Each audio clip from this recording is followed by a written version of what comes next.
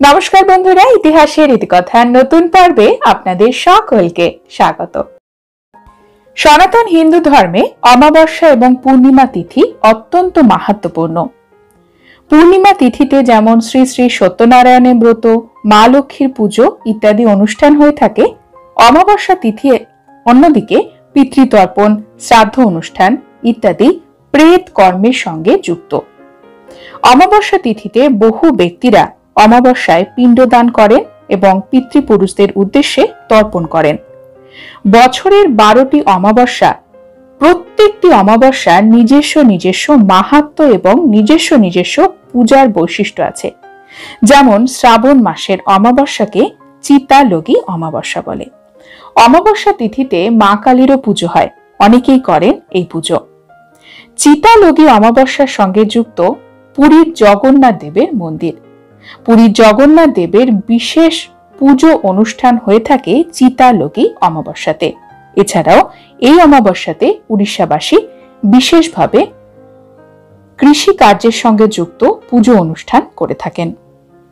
চিতালগী অমাবস্যাতে শ্রী শ্রী জগন্নাথ দেব, দাদা বলরাম এবং দেবী সুভদ্রার কপালে এক ধরনের বিশেষ অলংকার দেওয়া হয়, অলংকার দ্বারা শোভিত করা হয়।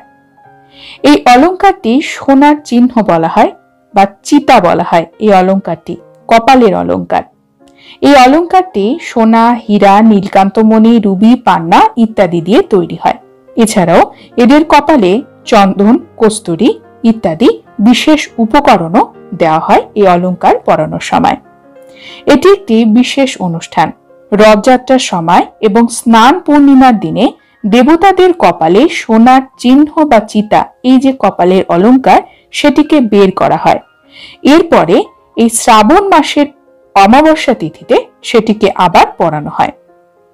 এই পর্বটিকে বলা হয় চিত্রক পর্ব। সুবর্ণ চিতা লাগানো, অর্থাৎ এই কপালের অলংকার লাগানো। চিতালগী অমাবস্যার দিনে দেবতাদের উদ্দেশ্যে বিশেষ ধরনের পুজো অনুষ্ঠান হয়। এছাড়া উড়িষ্যাবাসী যারা কৃষি কার্যের সঙ্গে যুক্ত, তারা কৃষি ক্ষেতেরও পুজো করেন। সকালে স্নান সেরে তারা বিভিন্ন ধরনের ফুল, দুধ এবং এক ধরনের পিঠে তৈরি করেন, যাকে চৈতি পিঠাও বলা হয়। এটি বিভিন্ন জায়গায় বিভিন্ন রকম নাম রয়েছে। আমরা যেমন এটিকে চাকুলি পিঠে বলি।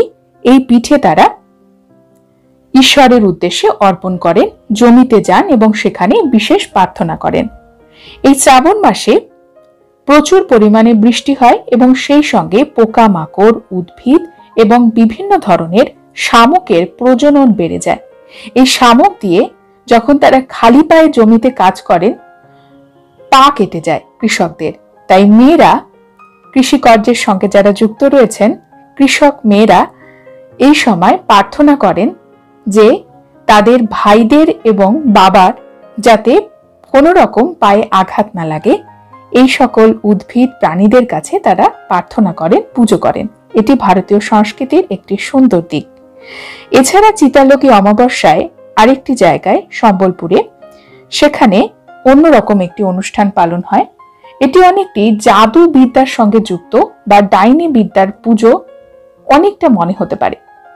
এই সময় ছোট ছোট শিশুদের মায়েরা তাদের শিশুদের পেটে এক ধরনের নকশা আঁকেন এবং বলেন যে ডাইনিরা যাতে তাদের সন্তানদের রক্ত চুষে না খায়, সেই জন্য এই যে পিঠা তারা তৈরি করেন চালের গুঁড়ো দিয়ে, সেটি তাদের উৎসর্গ করেন।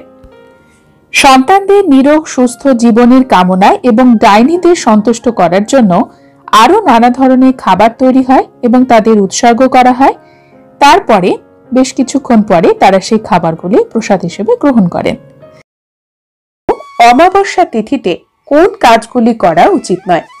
সনাতন হিন্দু ধর্মের ক্যালেন্ডার অনুসারে অমাবস্যা, পূর্ণিমা, সংক্রান্তি বা একাদশী, এই তিথিগুলো যথেষ্ট গুরুত্বপূর্ণ। এর মধ্যে অমাবস্যা তিথি একটু আলাদা, কারণ এই তিথি পিতৃতর্পণের সঙ্গে যুক্ত বা শ্রাদ্ধ কর্মের সঙ্গে যুক্ত।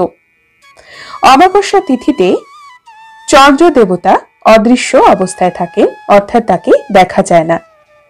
এই কারণে যে কোনো ধরনের সামাজিক শুভ অনুষ্ঠান অমাবস্যা তিথিতে করা হয় না। অমাবস্যা তিথিতে বলা হয় দেরি করে ঘুম থেকে ওঠা ভালো নয়।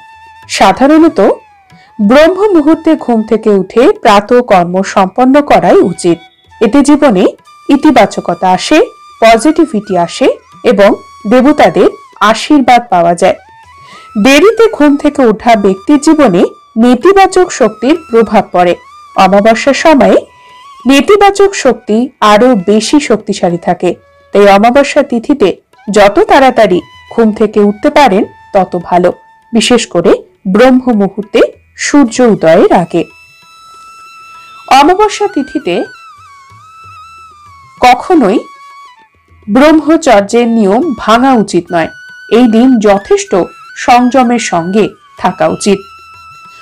অমাবস্যা তিথি যেহেতু পিতৃপুরুষদের উদ্দেশ্যে শ্রাদ্ধ, তর্পণ, পিণ্ডদান অর্থাৎ প্রেত কর্মের সঙ্গে যুক্ত, তাই পিতৃপুরুষেরা অসন্তুষ্ট হয় এমন কোনো কাজ অমাবস্যা তিথিতে করা উচিত নয়। এই দিনে পিতৃপুরুষদের সন্তুষ্ট করতে একটি মাটির প্রদীপ পিতৃপুরুষদের উদ্দেশ্যে অবশ্যই জ্বালান। আপনার বাড়ির কাছাকাছি যদি কোনো অশ্বত্থ গাছ থাকে তার গোড়াতে। অমাবস্যা তিথিতে রাগ, ঝগড়া, অশান্তি, পারিবারিক কলহে জড়াবেন না।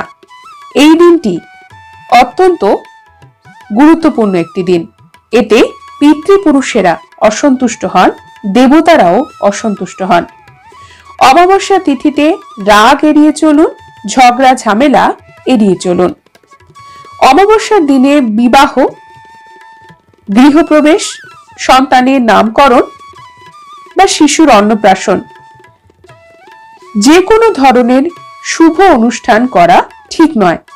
জ্যোতিষ শাস্ত্র বলছে অমাবস্যার দিনে এই সকল কর্ম করলে সেটি অশুভ ফল দিয়ে থাকে। অমাবস্যার দিনে শুভ অনুষ্ঠান করতে নেই। অমাবস্যার দিনে খাওয়া দাওয়ার ব্যাপারেও সাত্ত্বিক হওয়া প্রয়োজন। এই দিনে মাছ, মাংস, ডিম, পেঁয়াজ, রসুনের ব্যবহার খাবারে করবেন না। এছাড়া ছোলার ডাল, মুসুর ডাল এই ধরনের খাবারও বর্জন করুন। বলা হয় অমাবস্যার দিনে চাল, গম বা যে কোনো ধরনের খাদ্যশস্য কেনা উচিত নয়। এই সকল খাদ্যশস্য অমাবস্যা ছাড়া অন্য কোনো দিনে অবশ্যই কিনতে পারেন। অমাবস্যার দিনটি এড়িয়ে চলুন। অমাবস্যার দিনে চুল কাটা, নখ কাটা বা দাড়ি কাটা, যে কোনো ধরনের ক্ষৌর কর্ম, এই ধরনের কাজ এড়িয়ে চলা প্রয়োজন। বলা হয় হিন্দু শাস্ত্র অনুসারে অমাবস্যার সময় তুলসী গাছের পাতা ছেঁড়াও উচিত নয়। তুলসী গাছের পাতা ছিঁড়লে অমাবস্যা তিথিতে নারায়ণের পাশাপাশি মা তুলসীও অত্যন্ত ক্রুদ্ধ হন। অমাবস্যার দিনে আমাদের সবসময় হালকা খাবার খাওয়া উচিত। এই দিনে ভারী খাবার আমাদের শারীরিক এবং মানসিক স্বাস্থ্যে ভারসাম্যহীনতা আনতে পারে। এই কারণে অমাবস্যা তিথিতে হালকা খাদ্য খাওয়া প্রয়োজন। এই সকল নিয়মগুলো মানলে আপনার জীবনে সুখ সৌভাগ্য বৃদ্ধি পাবে। অমাবস্যার দিনে এই নিয়মগুলো অবশ্যই পালন করুন।